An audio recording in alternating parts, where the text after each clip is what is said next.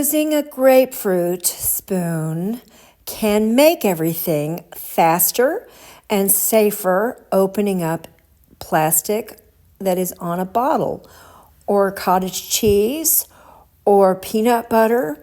I mean, I'm stabbing the lids because the fold down sheets or whatever that are on the inside of all of these products are so difficult to peel off, and I don't feel comfortable using knives for things like plastic on round slippery things. And so I am using a grapefruit spoon on everything that has a protective barrier for safety.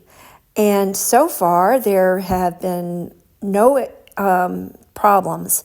And I also think it's much faster than a knife.